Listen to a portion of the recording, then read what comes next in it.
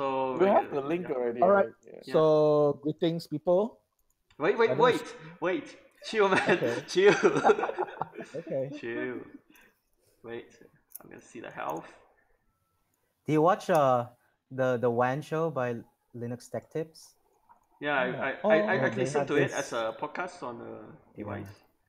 Okay. Yeah, so you usually catch them in the middle of testing.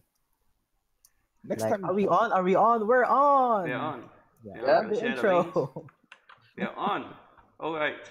So Are we Yeah. really on? yeah, really on. We're live. Yeah. We're live. Yeah, but the All framework's right. a bit sucks. I'm gonna try to do it on Windows next time. Sure, no Yeah. problem. Yeah, choose a The poison. link again to the YouTube feed. Are we sharing? I don't think I want can change anything on my laptop. No, I think we just start doing it, then do a retrospective Yeah. later. Yeah. Okay. All right. So let's right. start. Okay. Yeah, we are actually live right now. All right. Say whatever you want. Hello. Hey. Yeah. Live long and prosper. Yeah. Live long and prosper. I'm Chi Leong. So my name is Swee Ming, and we have Jimmy and Tristan. So we are calling ourselves DevKami. Okay, we are not Code God, just so you know. We are not Code God. So we thought we want to use Kami Dev or DevKami. We confused. We decided, you know what? Forget it. Just do DevKami. And it actually works because we are all software developers, one another, and we are all doing live podcasts for you guys. Yeah, swimming is very good. So, DevKami is taken, by the way, by some By me. Japanese. No. Oh, Kami Dev. Kami Dev. Sorry. Yeah, a bunch of gods. yeah, so we are not on the level of God. Yeah. Yeah. We are, no, So- technically we are gods because DevKami. So Yes. The original story is we're retconning the original story Yes. to a better one. Yes. But the So- actual story is that Kami Dev is already taken yeah. Correct. anyway. Yeah, we chose it for SEO purposes. Correct. All right. And I think the name is cool because we are dev and we are dev that tell our story to you guys. So DevKami. Yeah. So our dev. Oh. So All right. So what's happening in Malaysia? all right. So there's a few things happening for the next few weeks at least. In fact, 26 August this week, we will have PyCon Malaysia. PyCon. Yes, PyCon is a conference about Python, not the snake. So we actually have a gathering of Python developers in University of Malaya. You can actually find out in pycon.my. And later this year, we will actually have RubyConf Malaysia, which actually co-organized by Jimmy and Tristan. And no, not anymore. Not anymore. But it's organized by the good folks at Jimmy, your Surya Labs. yeah. So this is the website. The website is called rubyconf.my. Yep. And the date is 25th to 26th October. We have 2 days of single track. We have a bunch of famous people: Constantine, Aaron Patterson, like Wow. Hiroshi Shibata, and all these people. So yeah, it'll be fun. Cool. And please buy tickets. Yes. Also, the PyCon is already happening in 26, right? Correct. Yeah. But How many attendees are you expecting? we hope to get 180 people, and ticket is still open. Mhm. Because we already booked the food, we do not want to waste it. But please join us because we really try to aim to have 180 people. We just finished selling our group ticket. Mhm. So currently we only have the individual ticket left, but try to come. Anyway, if you're still new in Python, don't worry about that. If anything, come talk to us. We are all with quite a few senior Python developers around, which actually make it easy to communicate and ask questions. Otherwise, we try to have some interesting topic to cover you guys. Let me share the screen of the. Yeah. Oh no! I need to add insert extension later. But where can they hear more about PyCon? Okay, PyCon Malaysia can be found in pycon.my, pycon.my. Then from there you can see the schedule and also link to the PTX site to get to buy the ticket. Okay, So sounds that's all good. for me. Yeah. Yay! RubyConf and PyCon. PyCon Yeah. happening this week. RubyConf is happening in September. Yes. End of October. End of October. Oh, end of October. Sorry. End Yeah. of Sure. So I think that's all from us. But if you forget any event, tell us. In fact, nag us to promote your event. We don't mind as long it's a developer event. We would promote it on our channel. Yay! Yay! So what are we going to talk about next? We're supposed to talk about what kind of tools we're using. Okay. Like tools we use to make money, basically. Cool. Yeah. Yeah, it's basically a printer. Yeah. Well, Oh, that's fun. all Who right. wants to start? Jimmy wants to start, right? Yeah, let's start with Jimmy this time. Sure. I'm using a Mac. And my day-to-day tools will be the terminal, VS Code, and AWS console. Touch bar or no touch bar? The touch bar version, unfortunately. Touch bar version. Okay. Yeah, we can't. I mean, yeah, it's either that or I get an older model, so I have to get a touch bar to deal with the touch bar. I use a external keyboard. I use my maybe I can show my desk. I don't know whether that's a wise thing to do. Up to you. Yeah. You're just showing off your webcam. Yes. So my Whoa. desk looks like this. Whoa! I can't do that. So I have an external keyboard, and then I have this thing to jack up my monitor. So I think that's also part of my tools. And then my Oh, you have a Whoa. Razer mouse. Yeah. You're a racer so person. that's my setup. The thing is, I didn't actually went too picky when I choose my first mechanical keyboard or mouse. I chose Razer because they do delivery. Okay. And the keyboard is actually not too expensive. It's about 200 something, like end of $300, I think, close to $300, compared to all the other like mechanical out there that is quite decent. It's about $300-400. So it's not too bad. It's not too bad. So yeah, I guess tools include like physical tools, right? Yeah. No, definitely. Anything that So, makes you productive. Oh, my chair also. My chair is a good chair. Your dog. Invest in a good chair. Yeah. So that you don't get back pain. But yeah, that's maybe my tools. Yeah. Cool. That's interesting. So Tristan, you didn't talk a lot just now. I also use an external keyboard. I don't have it right now. It's outside. I don't want to wake the kitten. But unlike Jimmy, instead of a mechanical keyboard, I actually prefer the Mac Magic keyboard. Okay. It had the sorry. No, I don't know. For some reason, I like it. I type faster with the small keys, but I don't like the Mac keyboard, the one built into the laptop. I like their Bluetooth Magic keyboard. You mean the recent? Yeah, the like recent the one. butterfly keyboards, or No, they don't use butterfly switches on the external keyboards. On the Magic keyboard, they use something else, but it's also low travel. So that one I like. I don't like the butterfly keyboard at all. I don't understand how I think people that's like use it. the general consensus of the new butterfly keyboard is that it's loud and it's not really good for typing. I don't know. And it's disgusting. The external Magic keyboard, the whole what do you call this? The 101 key. That one is good. I prefer it. Yeah. But other than that, so I use that at home because the laptop at home is not as good a keyboard. So that's why I use an external keyboard. But the one I primarily use is this thing. It's a T480. It's by Lenovo. I don't have a graphics card there. It's just the normal Intel, so that there's very good Linux compatibility. I chose it because of the really insane battery life.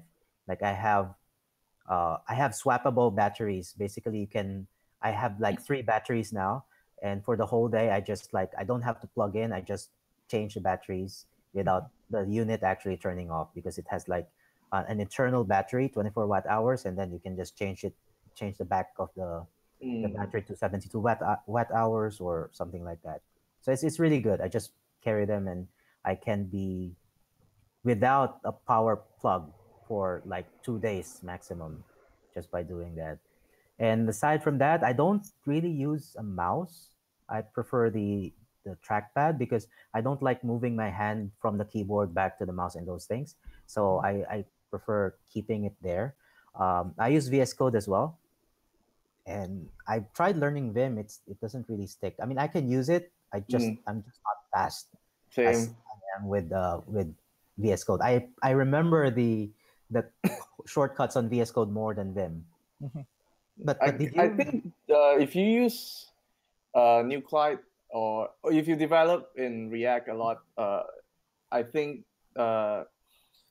Nuclide with Atom or VS Code is like the Yeah. most popular two choices Mhm. for like React developers. Yeah, So I it's have a- to do React. So yeah, I it's a- love the plugin things, Yeah. the extensions that VS Code has for JavaScript, for Ruby, for Go, for all of these things. It makes it's not that necessarily an IDE, but it makes it perform like an IDE, almost like an IDE, and so it's good.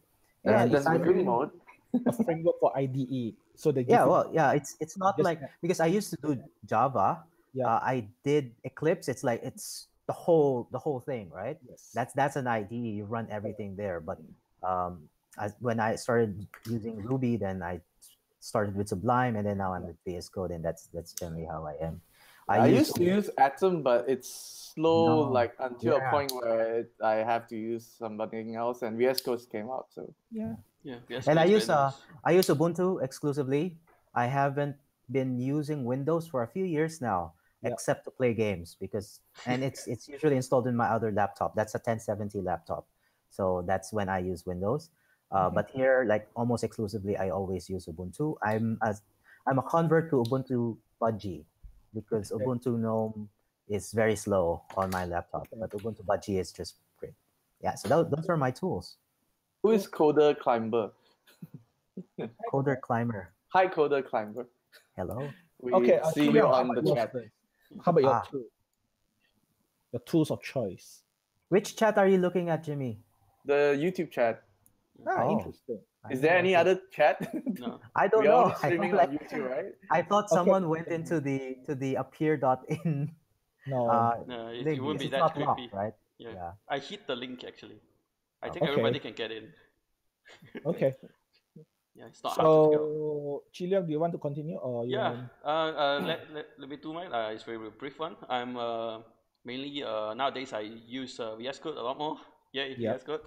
So I used to be a lot more of a Emacs user inside the terminal, not the Emacs app. Nice. And yeah, compare like it's okay if you do just backends like Golang, Python to configure, but if you try to do front end and stuff, the amount of plugins to reconfigure is crazy. So Yeah. yeah, VS Code is actually just click install and yeah, it just works. So yeah, I prefer it nowadays. Cool. Yeah, that's about it I think. What's your machine? My work machine is actually a Mac 2015, not the best kind. So touch bar or no touch bar? No touch bar, 2015. No touch bar? Yeah, with the backlight with the Apple logo. Mm-hmm. So yeah. Oh, the old ones. Okay. yeah. Yeah, the older one. But yeah, the rest is I don't think it matters. I use Docker a lot. Everything is in Docker, and for the recording and stuff, it's OBS. Yeah. So. Also, and you run engineers.my, right? Yeah. Yeah. Also, engineers.my, you should promote engineers.my because occasionally they got Makan I forgot to session. promote the Ruby. Yeah, no, just Makan sessions first.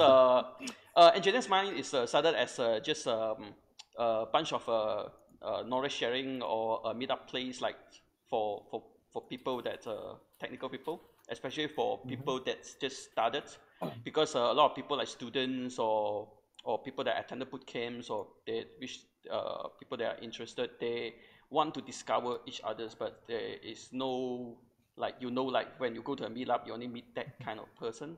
So it's like a general, it's not a group that a lot of people they when they think that Engineers Mind is actually a group to dominate them more, it's actually not. I run meetup, Jimmy Run meetup as well, swimming run meetup as well. So it's not a group to dominate them. It's a group like in the middle ground where you want to ask question about this and that, we can direct you to. But yeah, the end goal is not. Yeah. Are you planning to run a calendar soon? Because I think Lais, if Jimmy remembers Lais, she used to run the calendar. Yeah, the used to be technical there. Yeah. calendar thing. Is this still and updated? No, because she's not here anymore. Oh, okay. So nobody's But running engineers it. might do have a calendar at one time, but nobody actually updated it. No, it's down right now, so I'm rewriting it at the meantime. So I'm actually picking up Python again, and I'm doing it in Django. So even though I'm a long time Python programmer, I'm not a Django person. So yeah, I need some time to pick it up. Yeah. All right. Yeah. Cool. So back to me. Yeah. So again, I'm sorry. So my name is Swimming again. So here's my tools of choice. I don't actually. Okay, so my tools of choice is mostly on the software side. I work mostly on Linux. Nowadays, it doesn't really matter anymore, but my tools of choice is Linux. I use whatever IDE I can find, which is weird because I actually had a PyCharm subscription yearly. I actually use my own money for that. So that's actually the IntelliJ IDE for Python. But I use whatever I can find. If I have to use Vim, I use Vim. So that's my tools of choice. Recently, I discovered Docker, which is good because it makes deployment easy. It makes testing easy. It goes to the point. I don't really care too much about which hardware to use, as long as I can type on it, because things like Docker actually make testing easy. It might be a little more painful to do it on Windows, but the testing of code is actually make life easier. So you've got a computer, then just pick up, looks like it's one Docker. Chances is it works. So that's my usual tool of choice. I almost exclusively work using Python for quite a number of years since I'm in the industry. So Django, I use Django since 0.96, but I don't exclusively work with Django. Depends on place where I work. I actually use from pure Python to Django for web. So if there's some data science thing, which I actually do some, I will use like pandas, mostly standard Python tools. But Docker is the new one that I discovered in my new work. And that's a good thing because it makes things portable.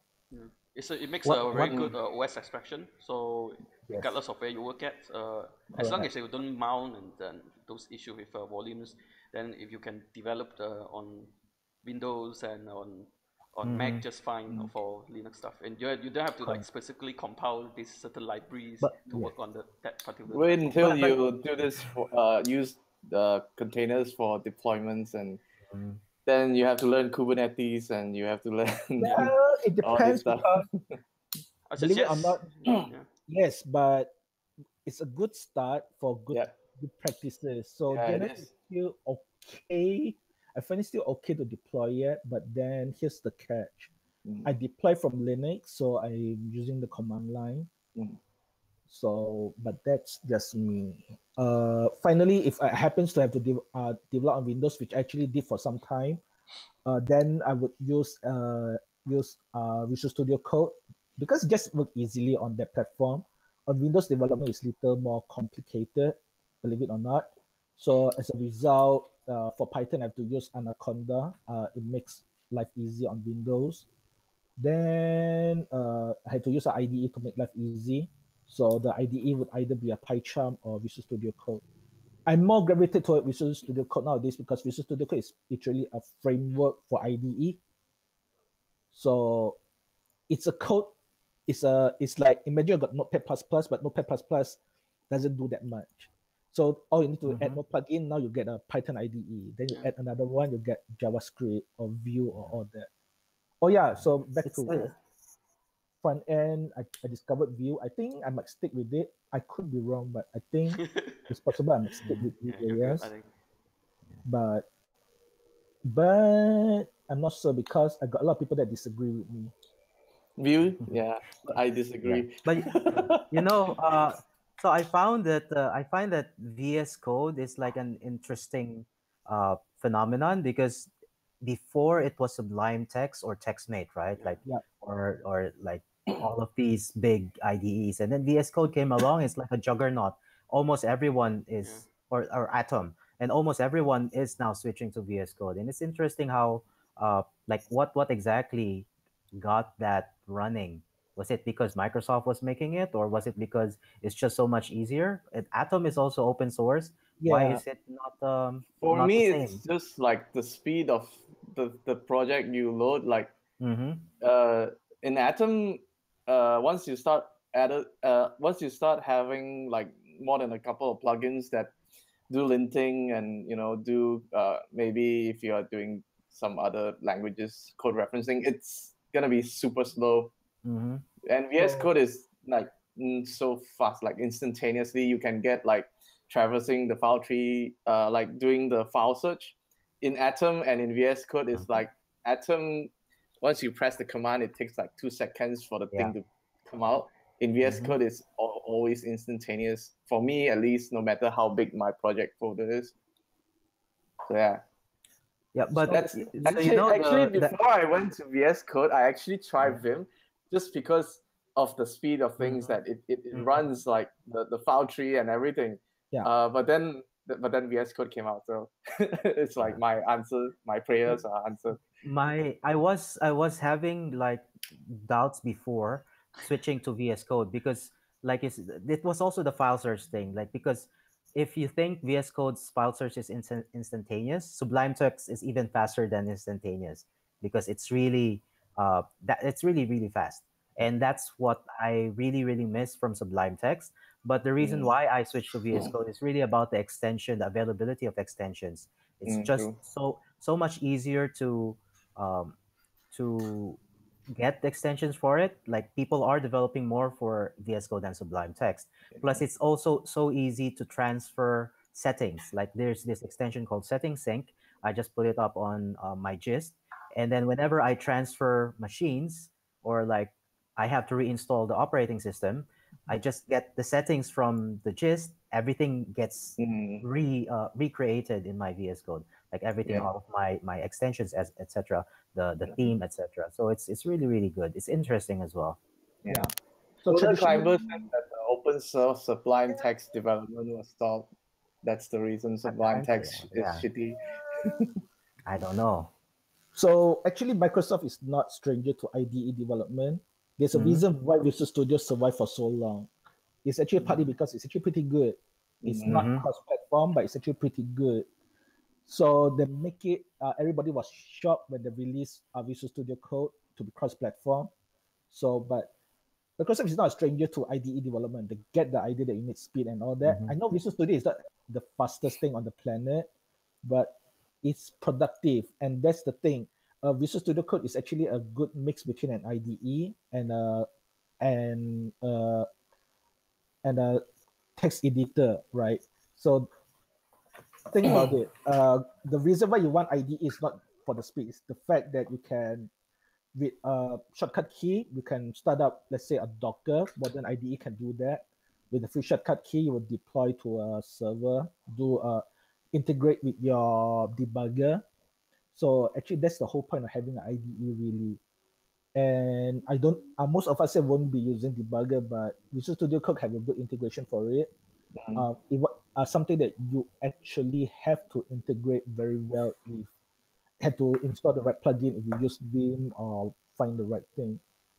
So I think yeah, Visual Studio Code is interesting. Yeah. Vim, I tried to like really wrestle with Vim plugins. I know there's a lot of Vim plugins and you can write Vim plugins Correct. anyways, but like the compatibility with like once Lost trees. like I have like a scheme, like color scheme plugin, and then once you install that and another plugin would maybe clash with it, and like the color will be all wrong, and it's just like no. Yes, you have to take the time to actually configure it Yeah, yeah. and to actually learn the intricacy behind it. Yeah. So I think the you, thing is about VS Code is it just works for a lot of things. yes, Mhm. And there's not much of key bindings that I have to learn as well. correct. So it's a lot of the stuff like the So colors, the tests and stuff, everything just do it nicely for you. so just to show you how crazy it is, eh? So I before I format the new computer on the Windows box, I would have an IDE uh, to automate Vue.js code, auto completion and all that, with Node.js and all that. At the same time, have Python IDE installed for Python related thing that understand Django immediately. And finally, there's this hardware development platform called Platform IO for you to hack your Arduino and all that. And that one actually had integration to Visual Studio Code. And it's essentially three different languages that do three different things, yet that offer IDE-like feature only with one editor. Mhm. Traditionally, to do this on an IDE, you need to buy different IDE just to do that. Eclipse is close, but Eclipse is weird. That's about Yeah, it. Eclipse is really slow for some reason. I don't know if Correct. because of the Java It's runtime actually or fast if you give it unlimited RAMs. yeah, I guess so. Well, that's Java for you, right? It just eats up all of your RAM. Correct. Yeah. Correct. It's like what was that joke that this rule that says the the project time expands to the amount of time allocated to it or something like that. So Correct. if you're giving What? Oh, like if you that's the I forgot what the thing is. um you Yeah, no. but that one. So if you say so, the estimate apparently expands to the project time allotted to it. So it's I guess it's the same with Java that the Java memory requirements expand to the amount of memory you give it. So it's just Yes. fills it out. Yeah. Which is Oh, sorry. why. Yeah. Speak. Sorry. Yeah. Parkinson's Speak. law. Which is why. We have Oh, 5 minutes which is minutes law. why left, operate your so yeah, Oh, okay. just a reminder. 5 minutes left. So no more joke. But we will have So it next coded. week, I hope. The stream actually had some issue just now, but I'll be Alright. re-uploading it afterwards. So Yep. I just rebooted it. Yeah. Correct. But So Coder Climber asked something. Maybe we can just quickly go through it. Yeah. It's he was asking like why isn't there a webcam anymore where everyone seems to be there seems to be a one event that like you can just learn a lot of different tech stuff from. Mhm. So yeah, the short answer I is don't Mm. know. the short I answer is feel why is not running it anymore. yeah. Well, that's that's the one reason. I think But I there's feel it's some because there's been some talk about like having a generic tech meetup, but it's still Mm. currently in plan. So Yeah, it's I matter know of there's just one called DevX, Yeah. which they don't really focus on any like language or anything. They have a bunch of different meetups about like blockchain or hardware or database admin. Yeah. are Uh, they still running it? they yes. are still running it. Yeah, they're still running it. I So haven't been. I think that's the only one I know that is a little bit more diverse. But I think Yeah. a lot of us has kind of specialized Yeah. in our own. Like the thing is, during webcam time, there's not a big Mhm. group in these specializations, so everyone Mhm. just come together. But I think as time grows, we just have more and more people want that is a little bit more specialized or interested in one specific area. So we just started groups like that. So Yeah. but yeah, Because I remember during that time, like 2011, right? Webcamp was still starting at the Mind Valley office until it like went around and became bigger. Is that there were not really any user groups. Like we had to start a Ruby user group in Malaysia because there was not. We were surprised. There's no Ruby group user here. group. Yeah. Then there like none of these women who code before, Rails girls, Mm. all of these things. And I think the technology in Malaysia has started to become mature enough to actually, as Jimmy was saying, to specialize, that webcam kind of did its purpose already, which was to jumpstart people coming together, organizing, and getting sharing information with each other, and then until okay, it's big enough to be able to contain all of these interesting topics that all of these like just went to its own specialization. And you still have, like, for example, women who code, like I was mentioning during the pre-broadcast, that they just had an event this Thursday talking about the specialist versus management track. When you've been in the industry for so long, what do you do? Do you go to the management track or do you go to the specialist track? And that was an interesting discussion as well. They got Jesselyn from I forgot where. She doesn't really say where she's from, but she's a very good JavaScript developer, front-end engineer, Google developer. And so I guess full stack. I'm not sure what she calls herself, but and there's another management. I forgot the guest that they had, but it was an interesting discussion. So these things, these topics which would have been a topic in Webcam KL would have been are now being taken by other groups that are promoting the same vision as Webcam from before. So maybe that's why Webcam has not been doing anything. Yeah. And also Wuhan is not doing it anymore, Yeah. basically. I blame developer with kids or their kids growing up. So True, basically, true. life happened. Yeah, life Life happened. happened. I mean, it's just part of the cycle of things. I mean, it's I think even like with me running the Ruby meetup for almost 4.5 years Mhm. now, I won't be seeing myself running this until like I'm old and Yeah. stuff. But I mean, it's good that new people take over Yeah. or new It's things better that happen. way, It's so just, it be more organic. yeah, So, it has to and be more organic. I And don't even run the Python meetup I just anymore. shared the link of the chat room, so shameless plug. So quick gambler, just We have a get chat in room. and we have a chat room. Just come and ask any questions or just plan meetups and stuff. Yeah. Yeah. Yep. So also as an introduction, I run the Golang meetup. So Yep. it's happening every last Tuesday of the month. So Last Tuesday, so there's one happening 28. Oh, where's my calendar?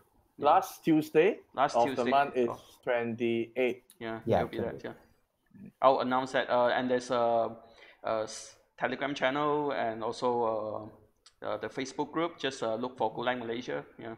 So you want to promote that, Jimmy? Your Ruby and stuff? Oh yeah, the Ruby meetup happens every first Tuesday of the month. What? So you can go to rubybrigade.my. That's RUBY brigade BRIGADE.my, which will bring you to the Facebook group. Yeah. Or you can find us at meetup.com. If you search for Ruby My, you can find Yeah. all our events there. Yeah, we're there on I'll meetup.com post a as link well. on the channel as well. Yeah. Yeah. Afterwards I'll put it in the video description. So Oh yeah, yeah. that would be great. So we just had a brief planning just about how this podcast works. We'll be doing weekly uploads. The upload will be regularly at Wednesday, but the live date will be different. So, but expect every Wednesday you get a new video. Cool. Yeah, because sometimes we are not around and stuff. So, live is as we recorded it live. So. Great. So that The chat doesn't let me post links, so yeah, I think Jileong, you have to post edit the okay. link. Just You're so an you admin. know, Yeah. my laptop is dying. So Okay. any final word? No, so that means since love we you, have a Swimming. chat and we're uploading this on Wednesday, I guess, right? Yeah. So if Yeah. we get any questions from between now until the next time we get this podcast up, we'll try to answer them towards the end of the podcast. Yeah. Or any kinds of questions like what Coder Climber was asking. Yeah. Correct. Do also give us any suggestions of any topics you Yeah. want us to talk about on the next episodes to come. Right. If you want to guest as well, come. I don't think we can have more than 4 though on appear.in. So we'll have to figure out if you have suggestions on what to do do this conferencing that has this kind of layout, like 4 people all at the same time. Then we're open to suggestions too. Yep. Last shout out, Coder Climbers said that the iOS meetup is on the 3rd Monday of the month. So iOS meetup. Yeah. Oh, I So didn't if know you're Yeah, Young, I think you need your calendar up and running soon. I don't know if I Yes. can remember all of these things. I want to attend all of them. Python meetup swimming. I stopped doing it. Oh. Yeah. Occasionally people would actually jump out and run one, and there's a one happening in Penang. Oh yeah, So we have to Ruby go to also Penang. happening in Penang. Yeah. Yes. If you are in Penang, just also hook up with Gui. Yeah, So Gui. maybe some links Alright. in the description Oh, is below. he in Penang now? He's Penang. Yeah, he's in he's- Penang now. He moved to Penang. Yeah. I see. He moved back to Penang. He's from Yeah. there. Yeah, he moved back to Penang. Yeah. So I think with that said, talk to us on the channel. There's a few where you will find us, leave comment and all that. Yeah. If you have a question, leave it there. We will answer it. next week. The live streaming is actually at Engineers My YouTube today because we just set up the YouTube channel. So it actually requires us to wait for 24 hours before you can stream it live to the new channel. So for the new videos and stuff, it will be at the DevKami channel. Yeah. So, Cool. Yeah. Cool. Awesome. Oh, yay! Just leave it in the comment. You'll know where to find us. Yeah. All right. Guess Thanks we'll for see you it. next week. Yeah. Yes. Yep. Okay, it's Okay, been bye. great. I think